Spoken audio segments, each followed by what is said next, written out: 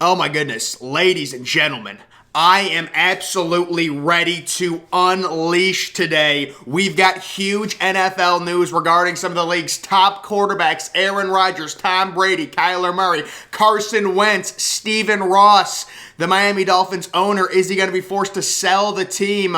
We're going to get into all of that. Huge news dump happened yesterday, right before the Super Bowl, right before the Rams beat the Bengals. Let's get right into it, starting with this Aaron Rodgers story.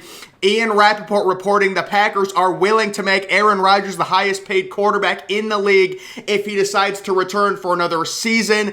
The Green Bay Packers are completely desperate at this point. And guys, I got to tell you, this is a message to Packers fans. Aaron Rodgers is not returning to Green Bay at this point. It would make absolutely no sense. I saw on ESPN, who is ESPN employing at this point? You see these people on Saturday saying the best spot for Aaron Rodgers is Green Bay. ESPN just has a bunch of low IQ people, I think, at this point. They're like, you're paying Za'Darius Smith $27 million next year against the cap. Preston Smith is getting $20 million. You're going to have to franchise tag Devontae Adams at around $21 million. The Green Bay Packers, salary cap situation is an absolute joke, and this news that they're going all in, that they're going to spend money, they have no money to spend. They have very little money to spend. Allen Lazard was their number 2 receiver the past 2 years because they thought Aaron Rodgers was washed. That's why they drafted Jordan Love as his replacement. If you think Aaron Rodgers is going to be an MVP the next 2 years, you draft a receiver. You draft an offensive lineman. Hell, you even draft a defensive lineman. You draft something that's going to help your team compete for a championship. They had the 1 seed back-to-back years. Green Bay is paying for it. Green Bay front office, the most overrated entity in the NFL. It's disgusting. And you've got all these dumb people at ESPN saying the best move for Aaron Rodgers going back to Green Bay. Have you looked at their cap situation?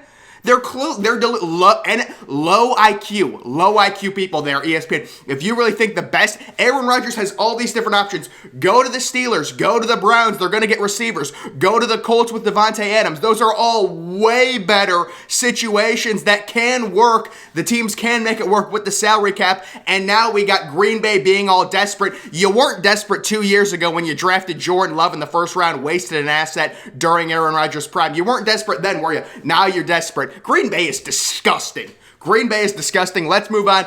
Tom Brady news. The Bucs have made it known they want Brady back and are still hoping he returns next season. Brady's decision to retire is more of a soft retirement. Tom Brady is trolling us, folks. He's going to be back next year 100%. When I saw Tom Brady go on his podcast about a week ago saying that, oh, never say never, he's already saying that he might come back about 2 weeks after announcing his retirement. This is ridiculous. I think he just retired to appease his wife. His wife was like, this is ridiculous. You're already 44. You need to retire. So he's like, I'll just retire and then come back. I don't really need to, the offseason, whatever. I know the playbook, obviously, and we'll have to see if Tom Brady does return. I think he will. I think it's the biggest kept secret right now, or the worst kept secret right now in the NFL. Tom Brady is going to be back. This retirement was a complete sham, and he's playing everyone. Also news here, the Bucs have done extensive homework on Deshaun Watson. So everyone wondering what's going to happen with Deshaun Watson. I think the NFL told Deshaun Watson, they said, listen, as long as there's no video or anything like that, because if there's video, your career's ruined. But if there's no video, wait a year. Everyone, it's not that they'll forget about it, but a year later, people will kind of be softer on it. You'll pay off the women, and Deshaun Watson will be able to return to play. I'm sure that's what the Houston Texans are hoping for. Worst case, if Deshaun Watson comes back and is able to return completely non-suspended, ready to start next year, worst case, the Houston Texans are getting 2 first-round picks for him. So that's a lot of draft capital for them, so I'm sure they're hoping. Remember, Deshaun Watson requests the trade, and then all the crap came out. That's why this whole situation is so muddled. You've got teams doing their homework on Deshaun Watson. I think he gets traded, and the most likely landing spot in terms of draft capital that it makes sense for a team that does need a quarterback would be the Philadelphia Eagles, to where they could trade 2 first-round picks, still have a first-round pick for this year, and acquire a franchise quarterback in Deshaun Watson. So this will be updated. I think what happened, the NFL said, listen, we don't know what to do with him right now. Obviously, these allegations are terrible. Let it play out legally. We're going to keep our hands off of it. People kind of, they'll forget about it. It's not that they'll forget about it, but after a year has passed, people will be softer on it, and Shaun Watson, after he pays off these people, whatever happens, will be able to come back.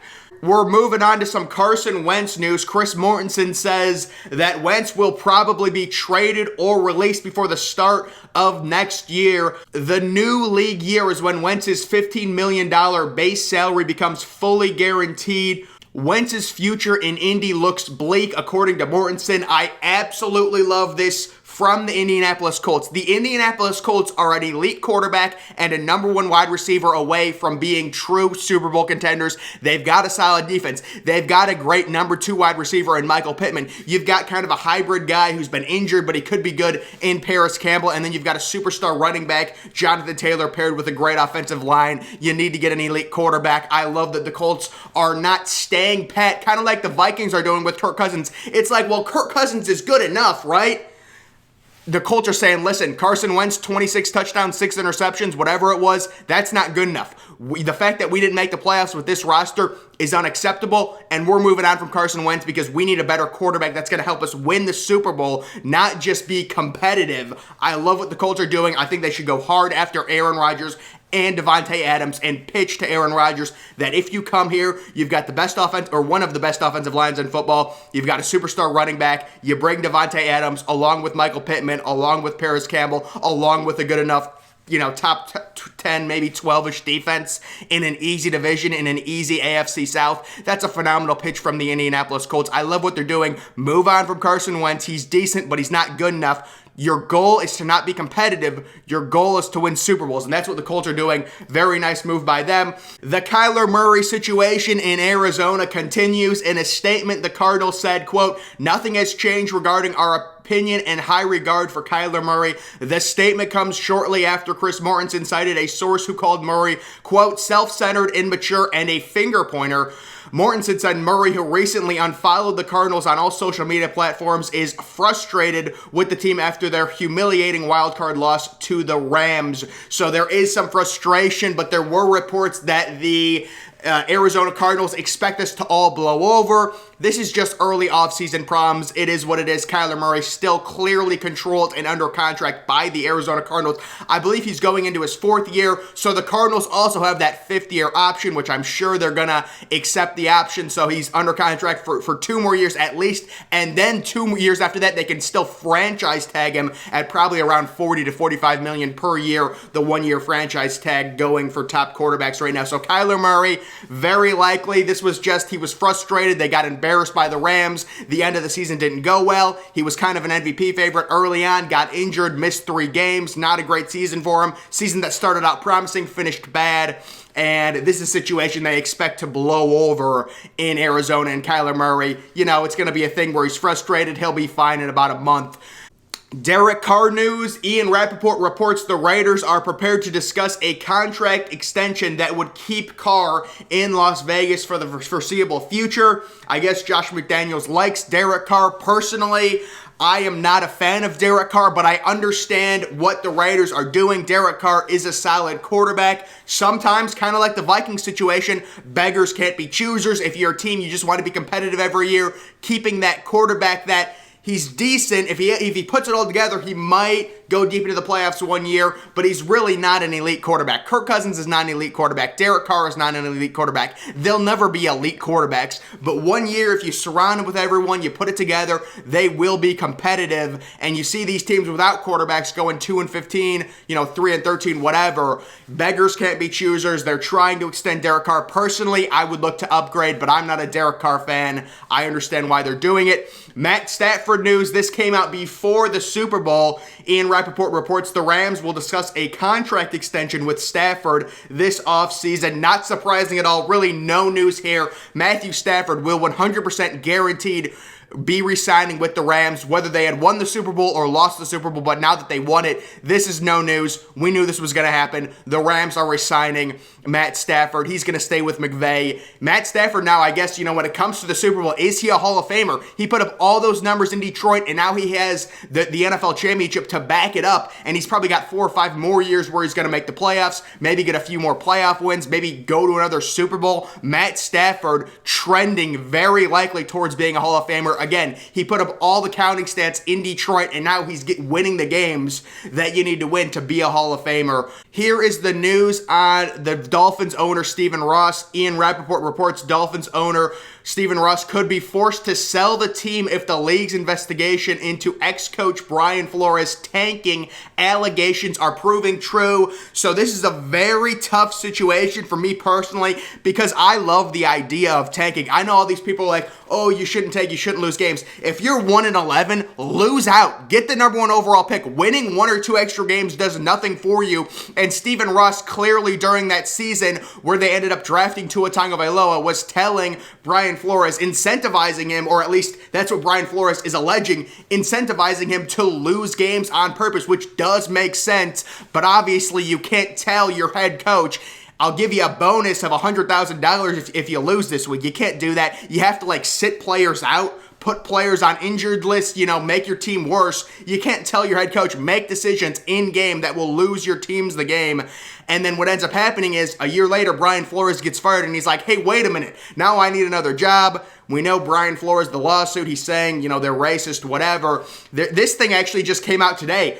Mike Florio reports Brian Flores will add the Texans to his lawsuit alleging discrimination hiring practices in the NFL. Now, this one's kind of funny because they ended up hiring a black coach, Lovie Smith. But guys, I'll tell you the whole Lovie Smith story is crazy. So the Houston Texans this offseason, they wanted to hire Josh McCown. And I mean, even the NFL was like, are you kidding me? You're going to hire some white dude who has literal no coaching experience, none. Josh McCown, he was a quarterback. He was a veteran presence. We understand that. Zero coaching experience. He just retired. He was coaching, I think, for some high school. And the NFL was just they knew how bad the optics would look. The Houston Texans passing up some of these black candidates, some of these minority candidates for a white coach that hadn't even coached in the NFL. So they said, listen, just hire Lovie Smith for 1 year as a placeholder. Bring Josh McCown on the staff. Give him a year to actually get NFL experience in coaching, and then, discard of Lovie Smith in a year unless Lovie Smith somehow pulls a rabbit out of his hat and Houston wins 10 games or something, then you got to keep him. But theoretically, if they trade to Shaun Watson, they're still rebuilding. They still need a quarterback. You're not going to have a good record. You're just not. And Lovie Smith wins 4 games. He wins 5 games next year. They fire him, and then they bring Josh McCown. And the NFL said, I'm shocked they were actually going to hire Josh McCown. Seriously, what? But this whole thing with Brian Flores adding the Texans to the list, the Texans hired a black coach, but the whole thing is weird. But Brian Flores adds the Texans to his lawsuit alleging discrimination. He was in the running for the job, and he lost it once again to a black coach. But then the whole thing was they were actually going to hire Josh McCown. That's honestly another reason. Could you imagine the leverage that Brian Flores would have right now against the NFL if the Texans actually hired Josh McCown? Oh, that was a great job by the NFL to tell the Texans, listen, you just hire Lovie Smith. I don't care if you fire him in a year. We've got a lawsuit right now. You know how bad the optics would look if you hired a white coach that had just retired from being a quarterback, who was coaching at a high school, who has no NFL head coaching experience. Oh my goodness. We've got so much stuff going on right now, guys. It's crazy. I'm kickstarting my epic series, 32 mock drafts in 32 days today with the Jacksonville Jaguars. That's a video I'm going to be filming this afternoon and getting it out by tonight. And I'm going to be doing it every single day, doing a different team mock draft, 7-round mock draft every single day, guys. That is the news update when it comes to the NFL. Day 1 of the offseason, truly day 1 of the offseason. Congratulations to the Rams winning the Super Bowl. Make sure you're following me on Twitter. Link to that's always in the description. I'm, of course, the Depressed Ginger. Thank you for watching.